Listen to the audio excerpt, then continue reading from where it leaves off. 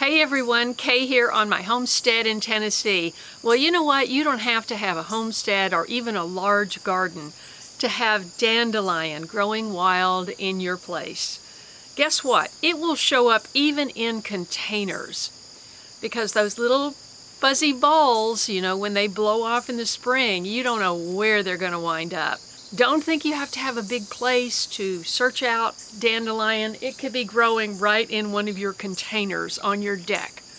And today, we're going to take the dandelion that grew somehow in this particular pot, and we're going to take the roots. Every year I've been here, I've been meaning to collect the flowers in the spring. And somehow spring gets by and the bloom is gone and you can't find but half a dozen flowers throughout the summer. Now there's none. And I think, oh, I missed my opportunity to make medicine from dandelion. Dandelion has so many benefits. You can eat the fresh leaves, they're loaded with nutrition. The flowers you can make jelly and jam and wine and vinegar. And the root has even more medicinal properties. Sharon, my friend at Sharon's Natural Gardens in Delaware, she pointed out, Kay, you don't have to wait for spring. You can dig up roots right now. They grow all year. So I have some roots drying inside, and I thought I'm also going to harvest the roots from this pot. This was a plant that I brought from California. This is a kaffir lime, and it's prized for its actual leaves, not the fruit. It hasn't fruited. It's very hard to get citrus fruit in Tennessee. It's just, I haven't had any success with that other than my Kalamazoo lime, which produces about 25 little limes every year. But I did manage one year to have enough to make marmalade. So I'm going to put the link right up there. I made this marmalade making video from the Kalamazoo, and it was so good. At any rate, this kaffir lime has had such a problem surviving in the sunroom through the winters. All the citrus has to go, and the figs have to go in if I want them to survive.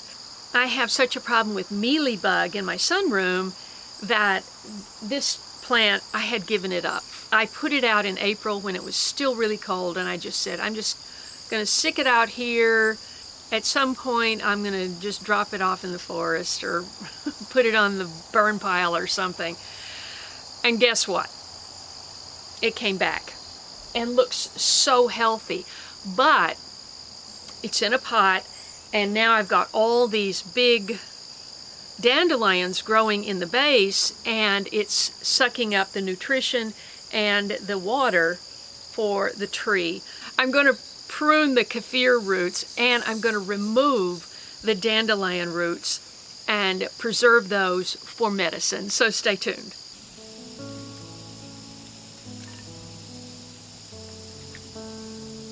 I'm going to do it over in the yard.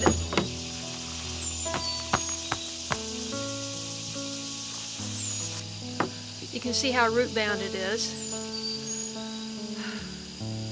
So here are a few roots that I already harvested from my side garden, and I just left them on the counter and they dried naturally. Now if you wanted to use some of the root and have it grow back, then you would leave some of it in the soil. But in this case, I don't want it to grow back in this pot.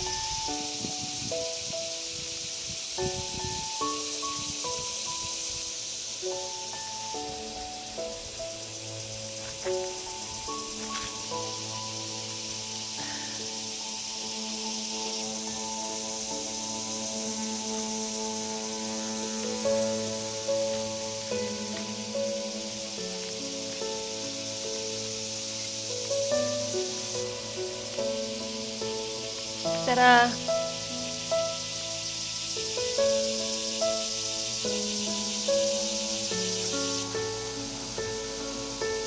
Got it. About 5 more.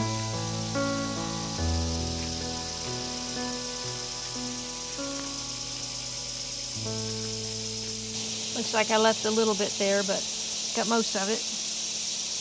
Okay, now As for this ball, this has been pretty broken up. I'm just going to loosen up the sides. The man who worked for me for years in California, he used a machete. So I don't have a machete, so I am going to just use this.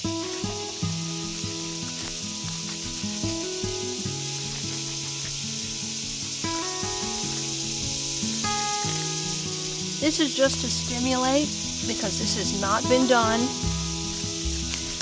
since I got here. That's 4 years now. Okay, I'm going to stop right there. Okay, I got some container mix, fresh, and I've added some vermiculite for drainage.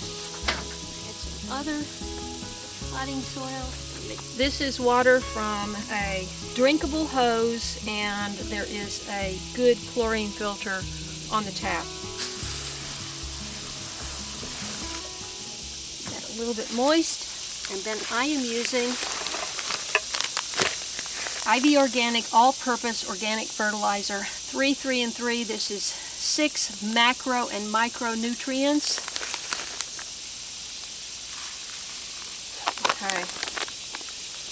And by the way, I am an affiliate, so you can get 10% off if you use my discount code K10. We also are going to spray it with the 3-in-1 Plant Guard, because it's got another couple of months to live out here.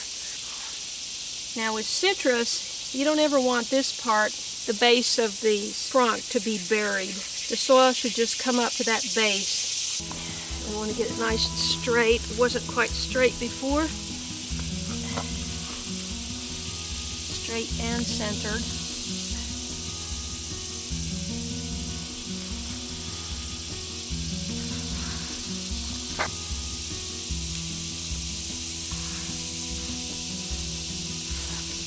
Always stand back, walk around.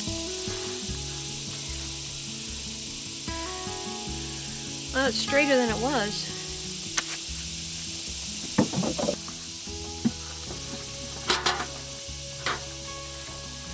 That should just take off. Okay, this looks pretty good. And now I'm going to put in some forest mulch, organic. Now we're just going to use the IV Organic 3-in-1 Plant Guard. That protects the, I've made a couple of clips here of dead branches. Protects from deer, insects, and sunburn.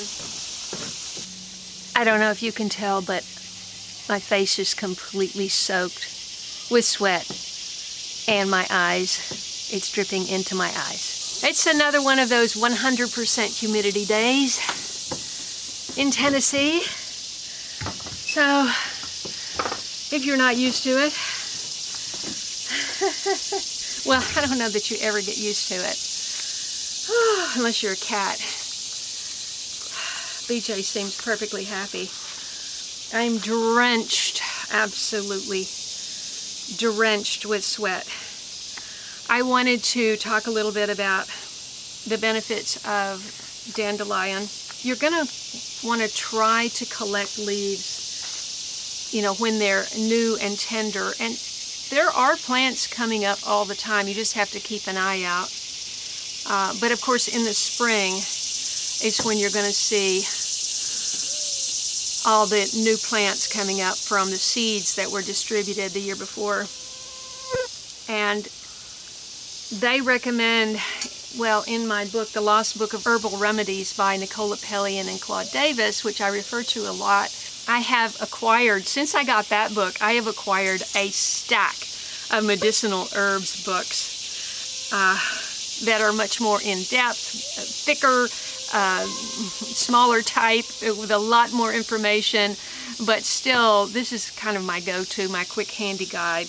Doesn't have everything in there. I tried to find ironweed in there yesterday and it's not in there. She did say that she likes to collect the roots of 2 to 3 year old plants. These have to be a year old because they weren't in the container last winter in my sunroom. they're fresh roots, I can chop them up and tincture them or dry them or just use them for tea. And it has all sorts of medicinal benefits. And I want to read those to you. Taraxacum officinale is the official name. The entire plant is edible and nutritious. The young leaves are best for greens since the leaves grow more bitter with age, and so the leaves I've just collected are going to fall into that category, I'm afraid. Dandelion root is sometimes dried and roasted for use as a coffee substitute. The roots can also be cooked and eaten.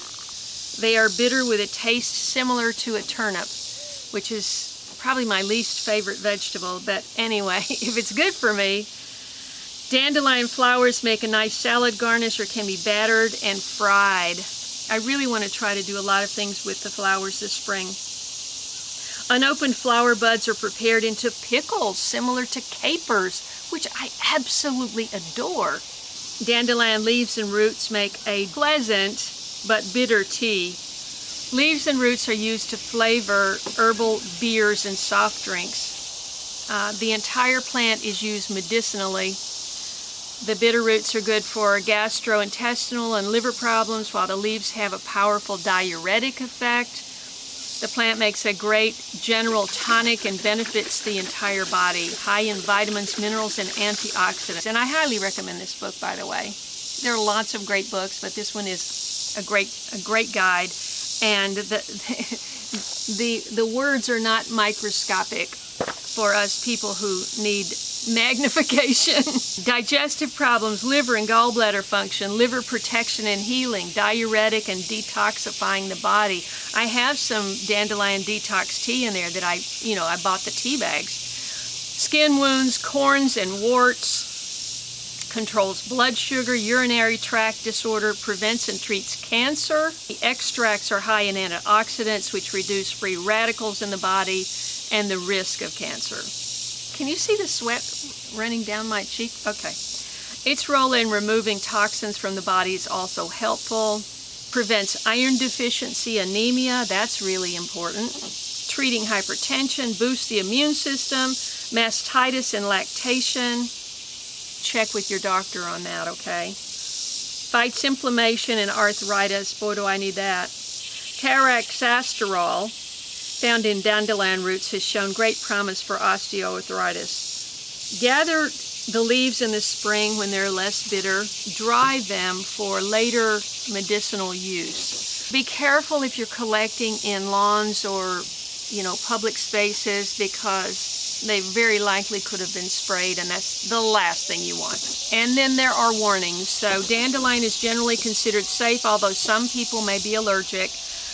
Do not take it if you're allergic to plants from the same family or similar plants such as ragweed. That's a big allergen. Chrysanthemum, marigold, yarrow, or daisy. Do not take dandelion if you're pregnant. Consult your doctor if nursing, and consult your doctor if you're taking prescription medicines. So the recipe for dandelion tea is 1/2 to 2 teaspoons of roasted dandelion root in small pieces in 1 cup of boiling water. Well, clearly I need to go roast some dandelion roots and make some tea. Pour the boiling water over the roasted or dried dandelion root. We can already do that with my dried roots. And allow it to steep for 20 minutes. Strain and drink the tea. Do not add sweeteners, much as you might want to, as they reduce the herb's effectiveness. Drink 3 cups a day for general medicinal use. Great idea. Okay, so I've got the roots clean and they're in the oven, roasting at 400, and they're small, so I'm thinking maybe no more than 30 minutes, and it's already been 15 minutes. So we're going to try the tea. And by the way, if medicinal plants, homesteading, food security, growing your own food, doing a project, a big project like this on your own at an older age, if any of those things are of interest to you, I hope you subscribe. Click the bell for notifications. Scroll down and click all so you won't miss an episode. And also easy meals.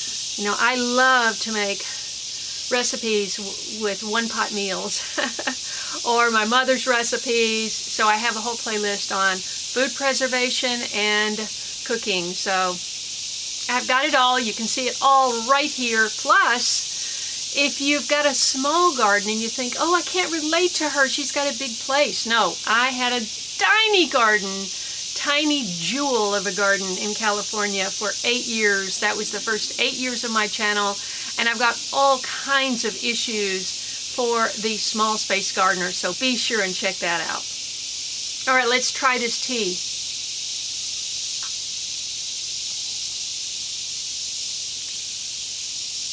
It's better than I thought.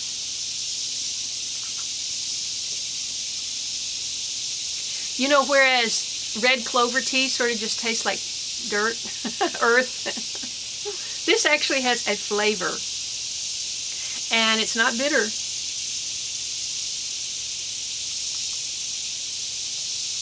It would taste a whole lot better with stevia, but I could put a leaf of stevia in here. I bet that would taste good. Hold on a minute. Okay, I went over to my raised bed that's in sore need of attention and water. And somehow some of the plants are alive and thriving. I know I planted two, and I thought I planted them side by side, so I grabbed one of them, put it in my mouth. It was like, what was that? I don't know. It was some kind of bitter something or other. But the one beside it was sweet. So here we go.